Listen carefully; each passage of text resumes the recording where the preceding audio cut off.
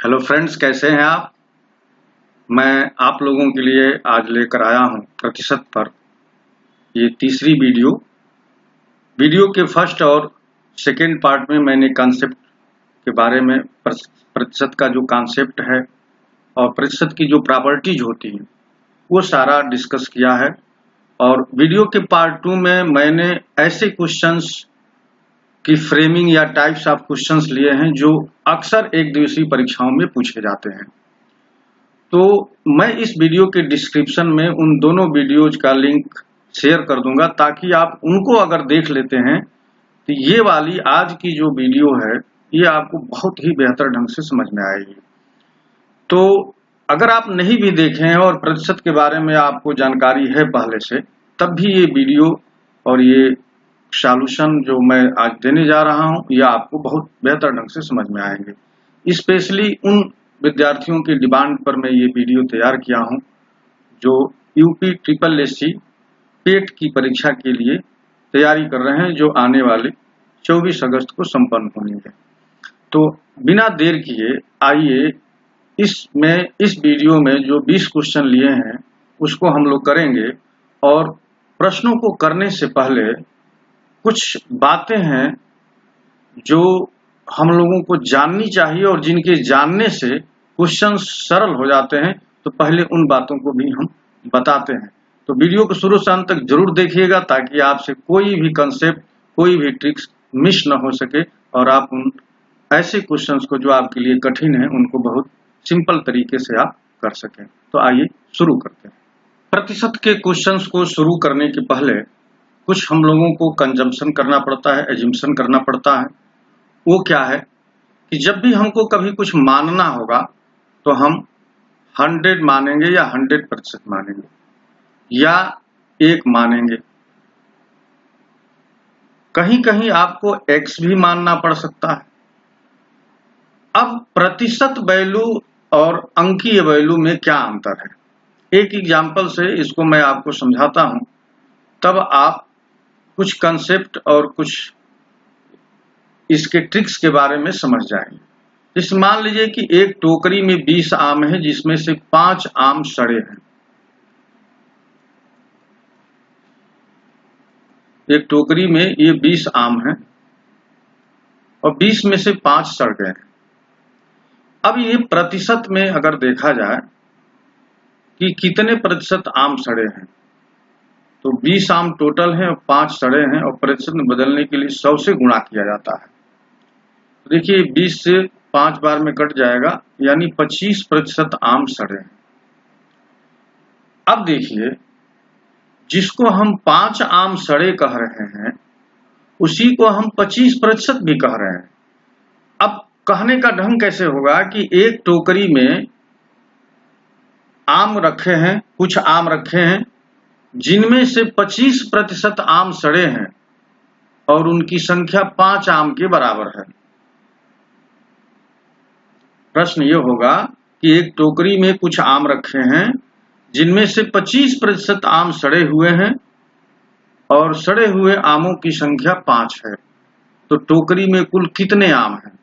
तो आप यहाँ क्या कह रहे हैं कि जो 25% आम सड़े हैं वही तो 5 के इक्विवेलेंट है, 5 आम के। तो यहाँ पर देखिए मैंने 3 लाइन खींची हैं, यानी इस लाइन को इक्विवेलेंट कहते हैं, समतुल्य कहते हैं। माने इसको समतुल्य यानी इक्विवेलेंट। इक्विवेलेंट का मतलब होता है के जैसा। तो 25% 5 आम के बराबर है या इक्विवेलेंट है ये कहेंगे। तो आपको 100% आम निकालना है, यानी टोकरी में कुल कितने आम हैं। तो 100% 100 × 5 अपॉन 25। देखिए 25 से 100 4 टाइम में कट जाएगा तो ये हो जाएगा 20 आम। तो मैं इस क्वेश्चन को या इस एग्जाम्पल को इसलिए लिया ताकि आप ये समझ सकें कि जिसको 25% कहा जा रहा है वो 5 आम के बराबर है या 5 अंक में 5 के बराबर है या संख्या में 5 के बराबर है। इसी 5 को 25% भी कहा जा रहा है। तो जो 25% है वही 5 के बराबर है। और इसी तरह की चीजों का इस्तेमाल हम लोगों को इस क्वेश्चन में बार बार करना होगा। और जब भी कभी मानना होगा तो हम लोग 100 मानेंगे, क्योंकि 100 से प्रतिशत लेने में बहुत सुविधा होती है। तो आइए इन छोटी सी बातों को जानने के बाद अब हम लोग सीधे क्वेश्चन पर आते हैं। आपकी स्क्रीन पर ये पहला क्वेश्चन है। एक छात्र को किसी परीक्षा में उत्तीर्ण होने के लिए 45% अंक प्राप्त करने थे, लेकिन उसने 206 अंक प्राप्त किया और 19 अंकों से अनुत्तीर्ण हो गया। उस परीक्षा का पूर्णांक क्या था? पूर्णांक मैंने पूरा नंबर क्या था? देखिए, उसे 45% अंक पाने हैं, लेकिन वो 206 नंबर पाकर 19 नंबर से फेल हो जाता है। तो उसे पास होने के लिए कितना नंबर चाहिए? उसको पास होने के लिए 206 प्लस 19 नंबर चाहिए, और इनको आप जोड़ेंगे तो 225 के बराबर है। 225 नंबर जब वो पाएगा तब वो पास हो जाएगा। और प्रतिशत में कितना नंबर पाएगा तो पास होगा? 45%। इसका मतलब ये हुआ कि यही 45% इक्विवेलेंट है 225 के। प्रतिशत में वो 45% नंबर पाए और नंबर माने जो अंक हैं उसमें 225 नंबर पाए, तब वो पास हो जाएगा। इसका मतलब ये दोनों चीजें इक्विवेलेंट हैं, बराबर हैं। तो हमको 100% की वैल्यू निकालनी है। 100% की क्यों? क्योंकि पूर्णांक निकालना है। तो 100% निकालने के लिए 100 गुणे 225 बटा में 45। और देखिए ये 5 बार में कट जाता है। 5 5 25, 5 चौकी 20 2 22, और ये आपको टोटल पूर्णांक मिलता है 500 अंक का।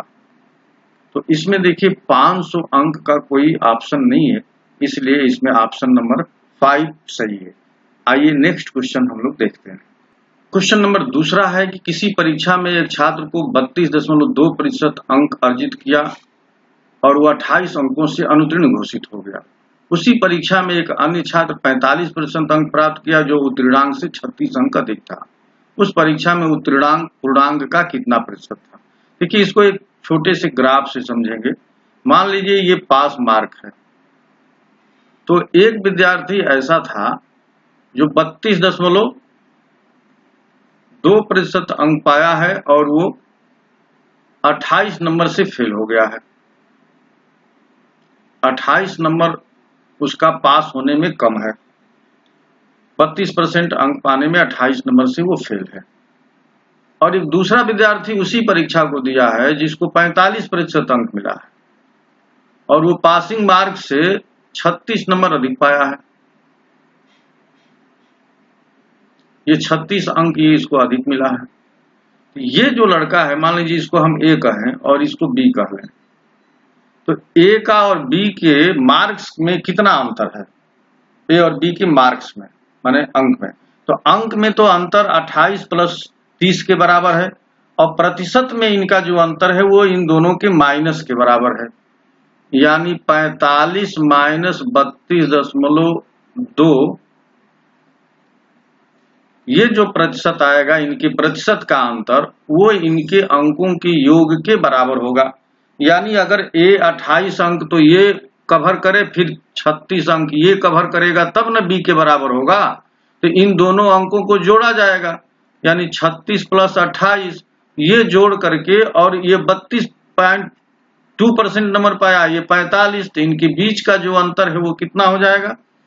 इनके बीच का जो अंतर है वो 12.8 का है। तो 12.8% इक्विवेलेंट हो गया। अब इन दोनों को 36 और इसको आप जोड़ देंगे तो ये हो जाता है 64। आपको क्या निकालना है? 100% अंक निकालने हैं। तो 100% बराबर 100 गुणे 64 बटा में 12.8। अब देखिए ये अगर दशमलव हटाते हैं तो ऊपर एक जीरो बना देना पड़ेगा आपको। तो यहां पर हमने जीरो बना दिया। अब देखिए ये 64 से कट जाता है, तो 64 यहां पर 10 कर दें, और ये 64 से 2 बार में कट जाएगा। 2 चौके 8, 2 छक्के 12, और ये 50 बार में 2 से कट जाएगा। 50 दाहम में 500। तो ये 500 अंक आ गया उस परीक्षा का जो टोटल अंक था। अब इसमें यह पूछ रहा है कि जो उत्तीर्णांक था, उत्तीर्ण होने का जो अंक था, वह अंक टोटल पूर्णांक का कितना प्रतिशत है, ये बताना है। यानी पासिंग परसेंटेज कितने पर निर्धारित किया गया है। तो टोटल 500 नंबर का ये पेपर था, अब उसमें से हम लोगों को 45% ये उत्तीर्णांक निकालना है। तो उत्तीर्णांक निकालने के लिए क्या करेंगे? 45% 500 का निकाल लेंगे, 500 का 45%, और इसमें से 36 माइनस कर देंगे। तो ये आपको नंबर मिल जाएगा जो उत्तीर्ण होने के लिए जरूरी है। तो ये नंबर कितना हो जाएगा? तो देखिए ये कट गया, 5 5 6 25, 5 की 20 2 22, 225 में से 36 निकाल देंगे तो 15 में से 6 गया 9, और 11 में से 3 गया 8, और यहाँ बच गया 189। तो यहाँ पर जो पासिंग मार्क है वो 189 आ गया। इतना अंक पाएगा तब वो पास होगा। अब ये पूछ रहा है कि ये पूर्णांक का कितना प्रतिशत है। तो पूर्णांक 500 है, तो 189 500 में कितना होगा? तो इसमें 100 से गुणा कर देंगे। देखिए ये 5, अब 5 तिहाई 15, और यहाँ पर 39 हो गया। अब 5 7 35, 5 8 40, तो 37.8%। ये इसको अगर प्रतिशत में देखेंगे तो ये 37.8% जब जो नंबर पाएगा वही परीक्षा में पास होगा। 37.8%। इसमें जो है ऑप्शन 3 सही हो गया। आइए नेक्स्ट क्वेश्चन देखते हैं। देखिए क्वेश्चन नंबर 3 में है कि 10 लीटर शराब और पानी के मिश्रण में 20% शराब है।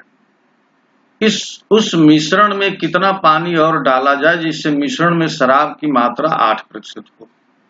अब मान लीजिए कि ये कोई बर्तन है जिसमें पानी और शराब, एल्कोहल प्लस वाटर, ये दोनों मिला हुआ है। अब इसी में ये जितना पूरा शराब था इसमें पानी मिलाना है। तो यहाँ पर जो शराब का परसेंटेज है वो 20%, और यहाँ शराब का परसेंटेज को कम करके 8% लाना है। तो ये तभी कम होगा जब इसके अंदर हम लोग पानी मिलाएं।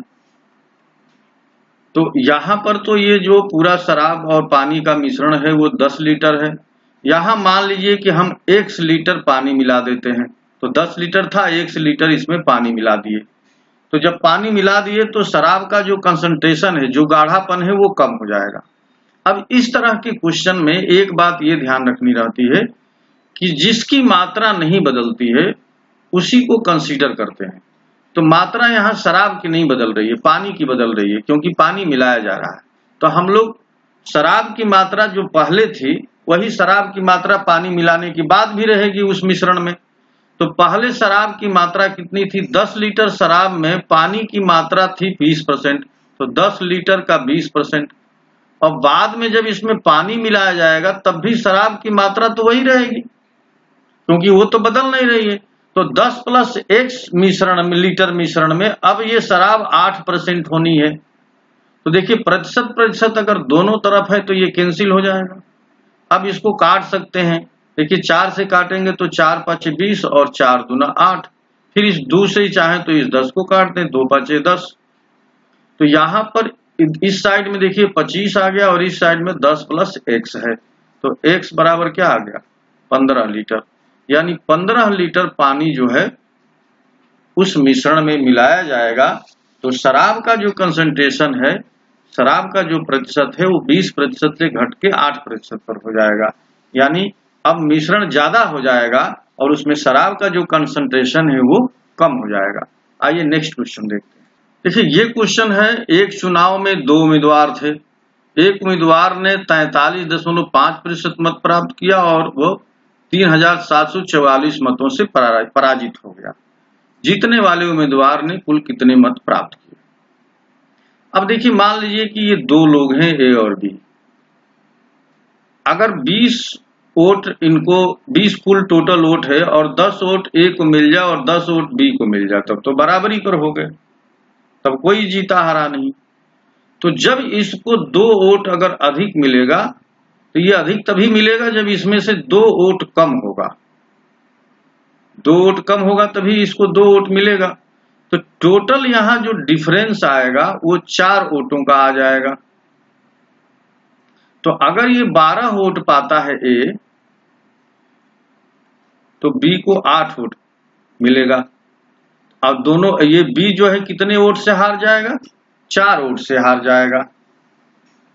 तो हार और जीत जो है इनके डिफरेंस पर डिपेंड करती है कि एक दूसरे के बीच का जो अंतर है वही उनके हार का वोट है। तो यहाँ पर जो हारने वाला उम्मीदवार है वो 3744 मत से हारा है। इसका मतलब ये हुआ कि जीतने वाला उम्मीदवार इतना वोट हारने वाले से अधिक पाया है, और इसी कंसेप्ट को यहाँ पर यूज किया जाएगा। तो अब देखिए कैसे इस सवाल को हम लोग करेंगे। हम ये कह रहे हैं कि कुल टोटल 100% वोट है। अब इसी 100% में से 2 लोगों को वोट पड़ना है। एक जीतने वाला उम्मीदवार है, विनर है, और दूसरा लूजर है। तो लूजर ने 43.5% वोट पाया है। तो जो शेष वोट बटा होगा 100 में से 43.5 घटा देंगे तो ये हो जाएगा 56.5। तो जीतने वाला 56.5% वोट पाया और हारने वाला 43.5। तो इन दोनों के बीच में प्रतिशत का डिफरेंस क्या है, प्रतिशत का डिफरेंस। तो 56.5 में से 43.5 घटा देंगे तो देखिए 6 में से 3 गया 3, और 5 में से 5 0 चला गया था, 5 में से 4 गया 1, तो ये 13% आ गया। और ये जो 13% है यही 3744, 13% से हार गया प्रतिशत में, और मतों में कितना हारा है 3744। तो ये 13% जो है 3744 के इक्विवेलेंट है, 3744 की इक्विवेलेंट है। तो पूछ रहा है कि जीतने वाला उम्मीदवार कितना वोट पाया था। तो 13% 3744 के बराबर है, तो 56.5% किसके बराबर होगा। तो 56.5 गुणे 3744 बटा 13। अब 13 से 3744 कट जाता है 188 बार में, 288, 13 दूना 26। अब 288 और 56 का आप गुणा करेंगे तो ये आपको मिलेगा 16,272। तो 16,272 वोट वो उम्मीदवार पाया था जो इस चुनाव में जीता था। तो 56.5 में 288 का गुणा करने पर 16,272 आएगा। यहां पर हम लोगों के बीच क्या ट्रिक इस्तेमाल किया हम लोगों ने कि जो उनका डिफरेंस है प्रतिशत में, वही डिफरेंस यहाँ संख्या में दिया है, उन्हीं दोनों डिफरेंस को हम लोग बराबर कर देते हैं और हम लोगों को वांछित आंसर मिल जाता है। आइए नेक्स्ट क्वेश्चन देखते हैं। क्वेश्चन नंबर 5 में है कि परवल पिछले महीने 20 रुपया प्रति किलो बिकता था, लेकिन इस महीने ये 12 रुपये प्रति किलो बिक रहा है।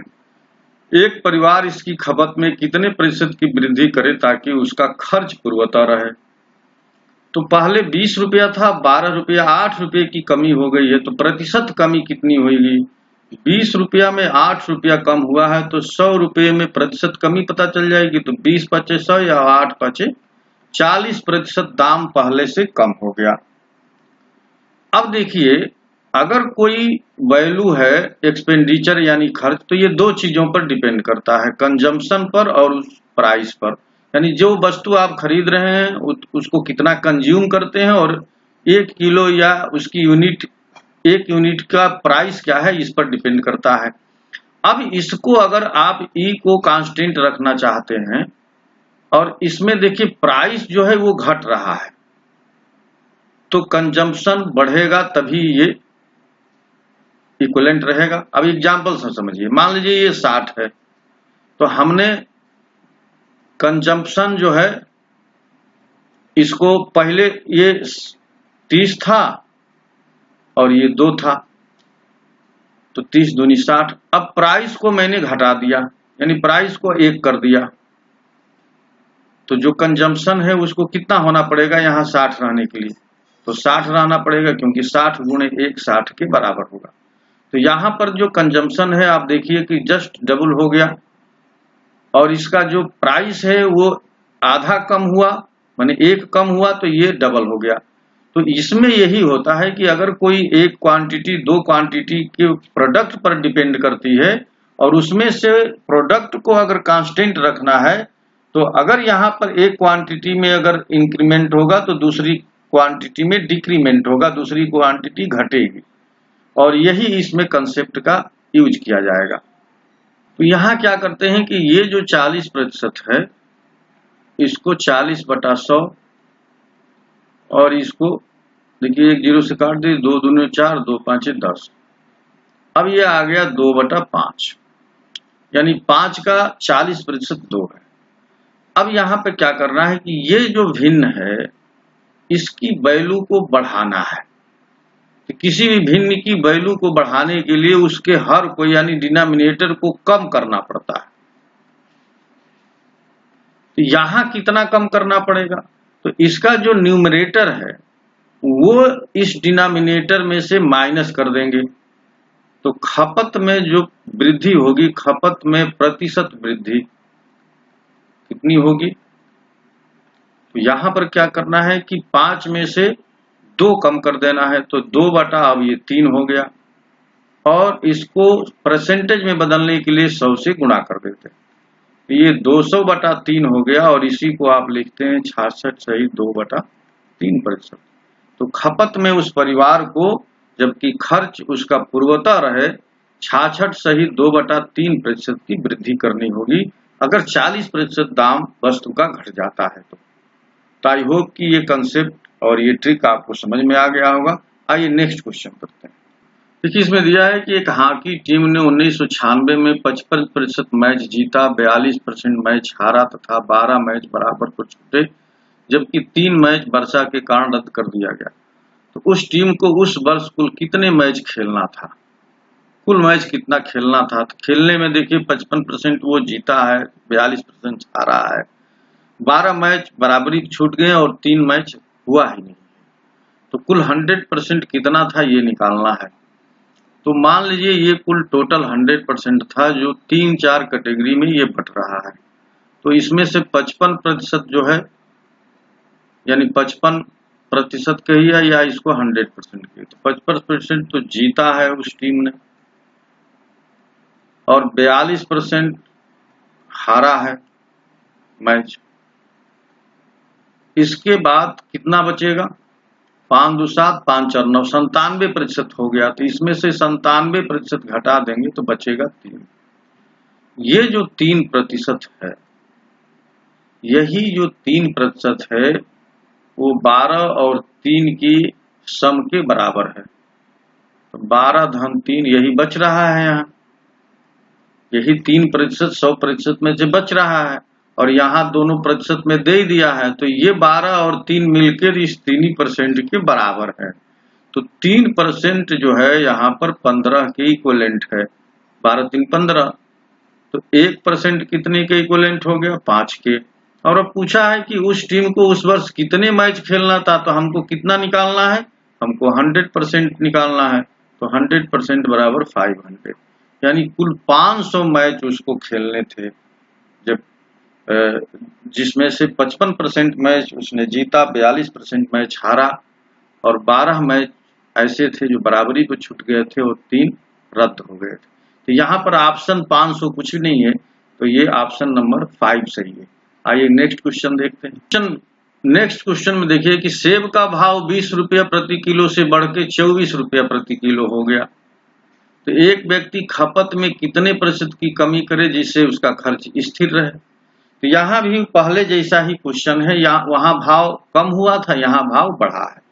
तो पहले 20 था, अब 24 हो गया है, यानी 4 रुपया बढ़ा है। तो प्रतिशत कम वृद्धि कितनी हुई है?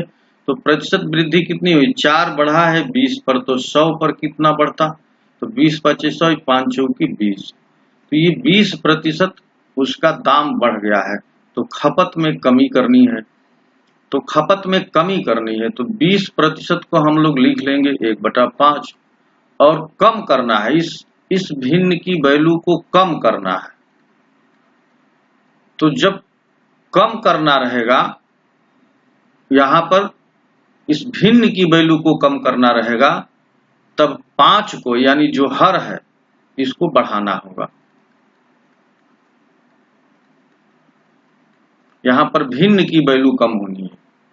ये जो पूरा 1/5 ये जो भिन्न है इसकी वैल्यू को कम करना होगा, तो 5 जो हर है डिनोमिनेटर है उसको बढ़ाना होगा। तो डिनोमिनेटर कितना बढ़ाएंगे, तो खपत में कमी जो है, खपत में प्रतिशत जो कमी होगी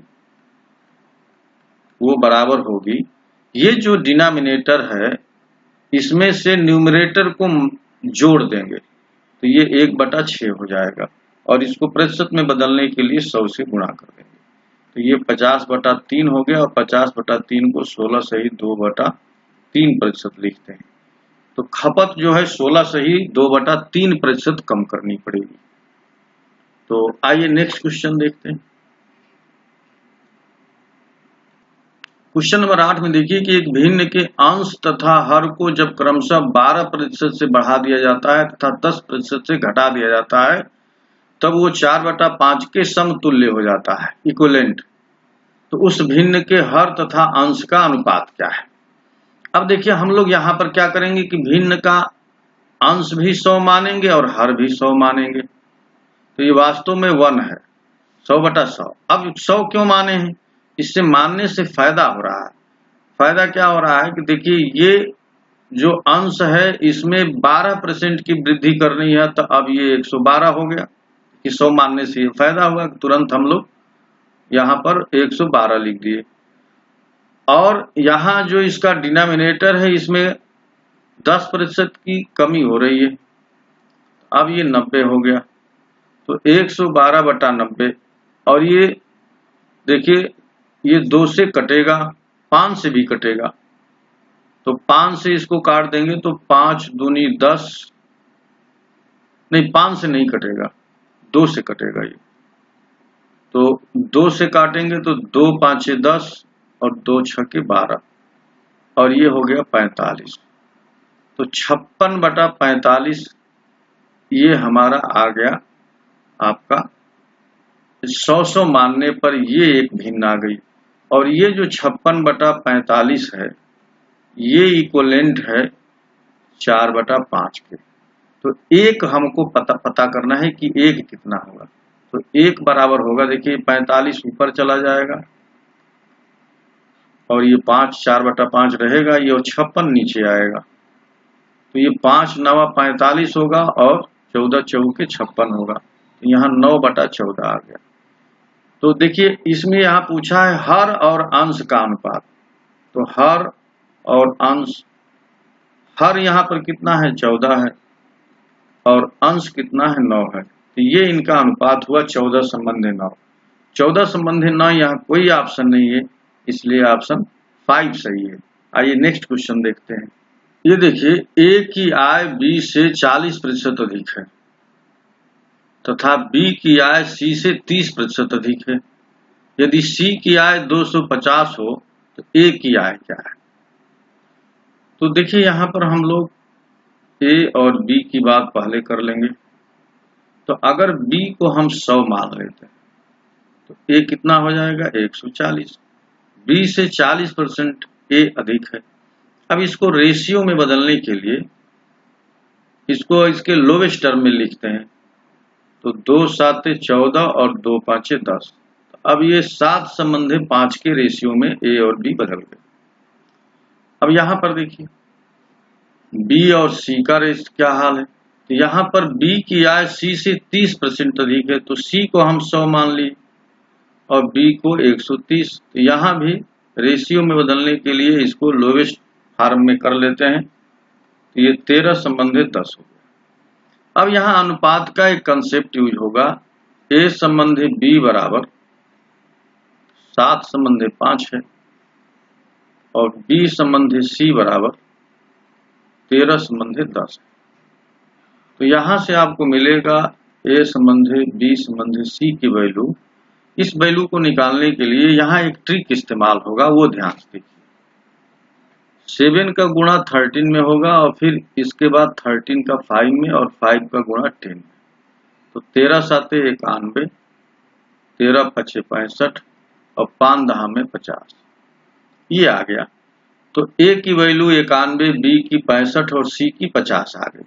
अब सी की वैल्यू दिया है तो यहाँ पर जो 50 है वो इक्विवेलेंट है 250 की, ये दिया है। तो एक जो है 25 5 की इक्विवेलेंट हो जाएगा, 50 5 250, और ए की वैल्यू पूछा है यानी 91 निकालना है।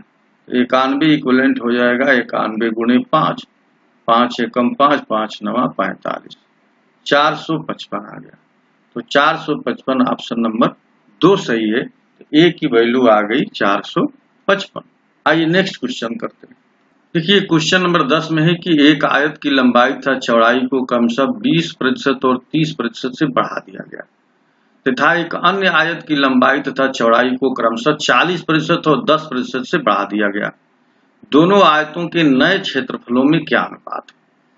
तो मान लीजिए कि पहला जो आयत है इसको हम R1 मानते हैं, तो इसमें से लेंथ और ब्रेड्थ इनका मल्टीप्लिकेशन एरिया आता है। तो अब पहले हम मान लेते हैं कि पहले लंबाई 100 थी और चौड़ाई को भी 100 मान लेते हैं। तो यहाँ एरिया क्या आ गई 100 गुणे 100। अब जो नया लंबाई बनी उसमें देखिए 20% की वृद्धि हुई, तो अब ये लंबाई 120 हो गई, पहले 100 थी अब 120। चौड़ाई में 30% की वृद्धि हुई तो अब ये 130 हो गई। तो अब एरिया हो गया 120 गुणे 130। ये तो आयत नंबर 1 की। अब आयत नंबर 2 की बात करते हैं। यहाँ भी लेंथ और ब्रेड्थ दोनों का मल्टीप्लिकेशन जो है एरिया के बराबर होता है। अब यहाँ पर भी हम लोग वही 100 मान लेते हैं और ये एरिया हो जाएगी 100 गुणे 100। अब यहाँ पर लेंथ में 40% की वृद्धि हुई तो ये 140, और चौड़ाई में 10% की वृद्धि हुई तो ये 110। अब एरिया नई वाली आ गई 140 गुणे 110। यहाँ पूछ रहा है दोनों का अनुपात यानी R1 अपान R2 निकालना है। R1 कितना है 120 गुणे 130 के बराबर है, और R2 कितना है 140 गुणे 110 के बराबर। देखिए 2 जीरो ऊपर हैं और 2 जीरो नीचे हैं तो ये कट गए। अब 2 से 12 कट जाएगा, 2 छक्के 12 और 2 साते 14, 13 छक 78 और 11 सात 77। तो 78/77 आ गया इसका अनुपात, यानी 78 संबंधित 77 कह सकते हैं। यहाँ पर कोई भी ऐसा आंसर नहीं है, इसलिए ऑप्शन नंबर 5 सही है। आइए नेक्स्ट क्वेश्चन करते हैं। क्वेश्चन नंबर 11 में दिया है कि किसी संख्या के 2/9 के 3/7 का 1/3 अगर 16 हो तो उस संख्या का 25% क्या होगा। तो यहाँ पर संख्या हम 1 मान लिए, तो 1 का 2/9, 2/9 का 3/7 और ये 1/3 आ गया। अब ये कितना है, तो देखिए 3 से 3 कट गया, तो ये 2 बटा आ गया 63। तो 2/63 किसके इक्विवेलेंट है 16 के, तो 2/63 इक्विवेलेंट हो गया 16 के। तो 2 कितने के इक्विवेलेंट हो गया, 2 इक्विवेलेंट हो गया, ये 63 इधर आ गया, तो 2 इक्विवेलेंट हो गया 16 गुणे 63 के। तो 1 कितने का इक्विवेलेंट हो गया, तो ये 2 8 है 16, 8 गुणे 63 के। तो आपको 25% की वैल्यू निकालनी है, और 25% को हम लोग भिन्न में 1/4 कहते हैं, यानी 1/4 की वैल्यू निकालनी है। तो 1/4 गुणे 8 गुणे 63, 4 से ये 2 कट गया, 2 3 6 और 2 6 12, तो ये आ गया 126। तो वो संख्या 126 है जिसका 2/9 के 3/7 का 1/3 16 है, और उस संख्या का ये 25% हम लोगों ने 126 के बराबर निकाल दिया। आइए नेक्स्ट क्वेश्चन देखते हैं। देखिए नेक्स्ट क्वेश्चन में दिया है कि किसी संख्या के 30% का 15% 18 है, तो संख्या क्या है। मान लीजिए ये 1 है, 1 का 30%, 30/100, फिर इसका 15%, 15/100, और ये किसके बराबर है 18 के इक्विवेलेंट है। तो यहाँ से देखिए हम लोग काट सकते हैं कि 5 तिहाई 15 और 20 बचे 100, यहाँ 5 छक्के 30 और 20 25 100, 6 3 18, तो 18 18 यहाँ पर, यहाँ 1 आ गया, तो 1 कितने का इक्विवेलेंट हो गया? 20 विषयियम 400 के। तो 1 400 की इक्विवेलेंट हो गया, यानी वो जो संख्या है वो किसके बराबर आ गई? 400 के। तो इसका आंसर हो गया 400। आइए नेक्स्ट क्वेश्चन देखते हैं। देखिए ए बी का 5 गुना है, तो बी ए से कितना प्रतिशत कम है? तो यहाँ पर ए लिख लेंगे, ये बी लिख लेंगे। ए बी से 5 गुना, तो अगर हम बी को 1 मान लें तो ए को 5 मानना पड़ेगा। अब देखिए ए से बी 4 कम है, पूछ रहा है कि बी ए से कितना प्रतिशत कम है। तो प्रतिशत कम निकालने के लिए क्या करेंगे?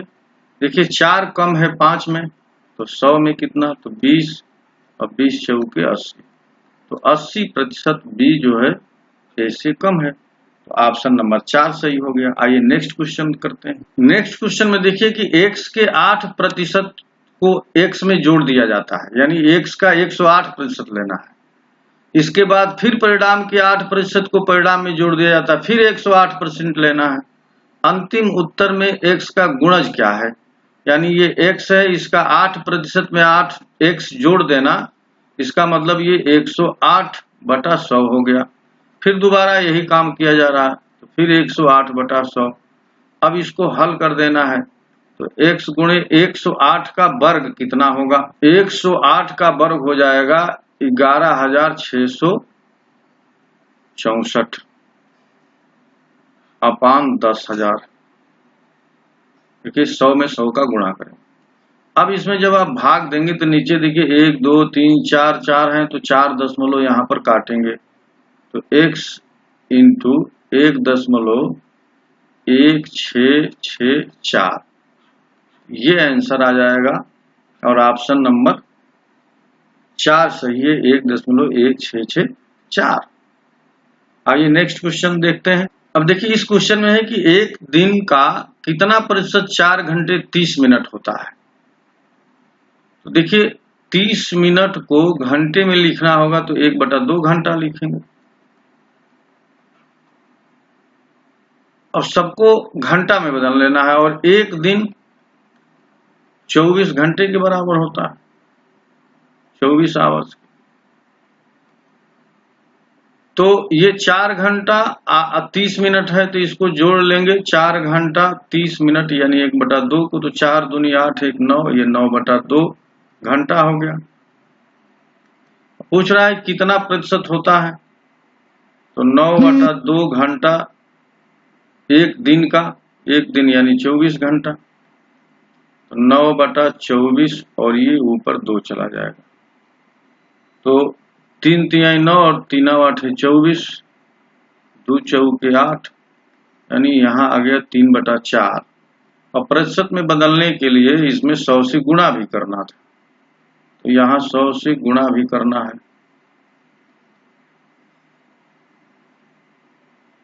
यहाँ 100 से गुणा भी करना है, 3/4 गुणे 100, तो 25 तिया 75% आ गया। कुछ गलती हो रहा है क्या? यहाँ पर कुछ गड़बड़ी हमने कर दिया है, इसको मैं आपको फिर से बताता हूँ।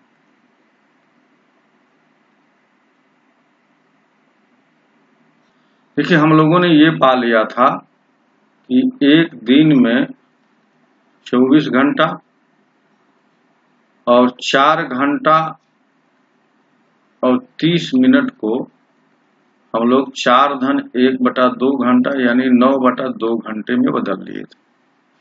तो 24 एक दिन का यानी 24 घंटे का 9/2 घंटा कितना प्रतिशत है? तो 9/2 है 24, और इसमें 100 से गुणा कर दिया, तो ये देखिए 24 गुणे 2, 24 गुणे 2 आ जाएगा, ये 9/2 नीचे, तो 9 3 तिहाई 9, 3 8 24, यहाँ पर 300/16 आएगा, और यही गड़बड़ी यहाँ पर हो जा रही थी।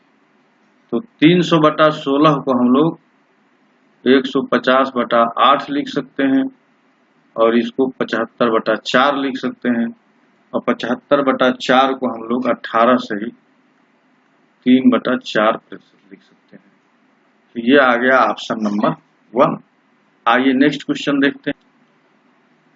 किसी व्यक्ति के वेतन से उसके दोनों पुत्रों का वेतन 30% और 37% कम है।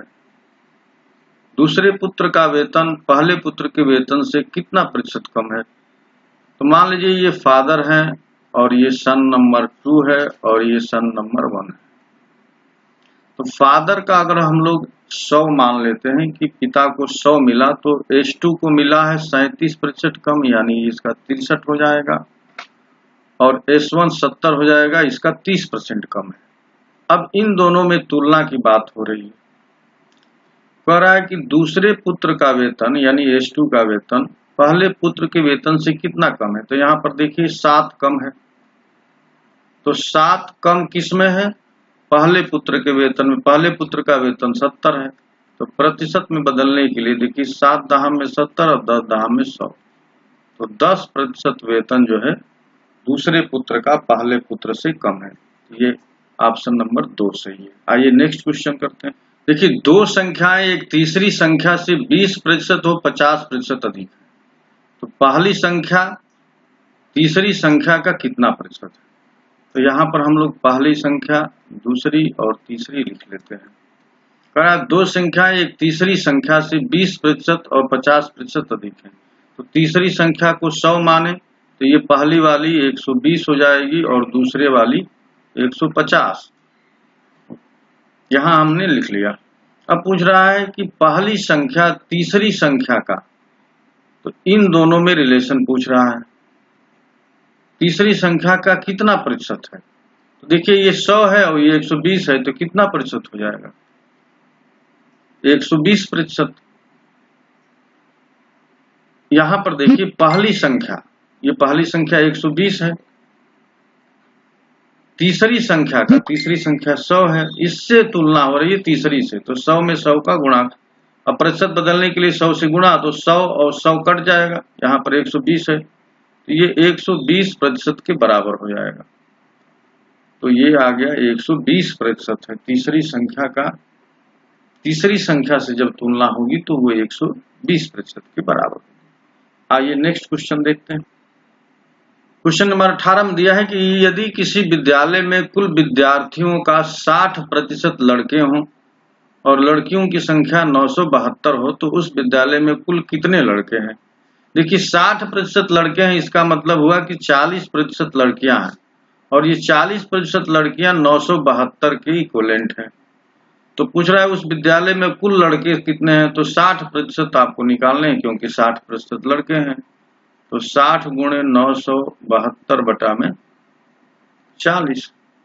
अब देखिए एक जीरो से ये जीरो काट सकते हैं और ये 4 से कट जाएगा, 4 दूना 8, 4 चौके 16 और 4 तिहाई 12, 6 3 18 और 6 चौके 24 से 25 और 6 दूनी 12 दू 14।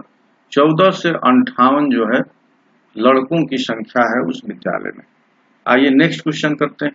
देखिए चुनाव में पर आधारित है कि किसी चुनाव में केवल 2 प्रत्याशी हैं, जिस प्रत्याशी को कुल लड़ने वाले वैध मतों का 62% मत मिले वो 144 मतों की अधिकता से जीत गया। तो वैध मतों की संख्या क्या है? तो कुल 100% मत हैं, इसमें से 2 लोग हैं चुनाव लड़ने वाले, विनर और लूजर। विनर को 62% वोट मिल गया, तो लूजर को कितना मिला होगा? तो 100 में से 62 घटा दिए तो 10 में से 2 गया 8 और 9 में से 6 गया 3, तो लूजर को 38% वोट मिला। अब इन दोनों का जो वोट का डिफरेंस है परसेंटेज में, वही 144 के बराबर होगा। तो परसेंटेज में डिफरेंस कितना है? 12 में से 8 गया 4 और 5 में से 3 गया 2, तो ये जो 24 आ गया 24%, ये इक्विवेलेंट है 144। तो देखिए ये 24% 144 की इक्विवेलेंट है, तो आपको 100% निकालना है। तो 100% गुणे 144 बटा में 24। देखिए 12 दूना 24 और 12 12 हिम 44 से और 2 6 12, ये कितना आ गया? 600। तो 100% जो वैध मत थे वो थे 600, तो ऑप्शन नंबर 4 सही है। अब आज का और इस क्लास का अंतिम क्वेश्चन आइए देखते हैं। क्वेश्चन में है कि एक चुनाव में 2 उम्मीदवार थे, जिसमें से कुल मतदाताओं की संख्या में से 5% ने चुनाव में भाग नहीं लिया। विजयी उम्मीदवार 48% मत मिला और 4000 मतों से विजयी होता है। हारे हुए उम्मीदवार को कुल कितना मत प्राप्त हुआ? देखिए, कुल 100% मतदाता है, इसमें से 5% मतदाता जो है वो डाले ही नहीं, भागे नहीं लिए, यानी 95% मतदाताओं ने भाग लिया। इस 95% के 2 पार्ट हुए, एक जीतने वाला और एक हारने वाला। जीतने वाला 48% मत पाया, तो हारने वाला कितना पाया होगा? 47%। इन दोनों का जो प्रतिशत अंतर है वो 1% का है, और 1% इक्विवेलेंट है यहाँ पर 4000। 1% 4000 की इक्विवेलेंट है, तो हारे हुए उम्मीदवार की बात कर रहा है, तो 47% कितना हो जाएगा? तो 47 गुणे 4000। अब देखिए, ये हम लोग गुणा कर देंगे, 4 7 28, 4 चौके 16 2 18, तो ये हो गया 1,88,000 हारने वाले ने वोट पाया।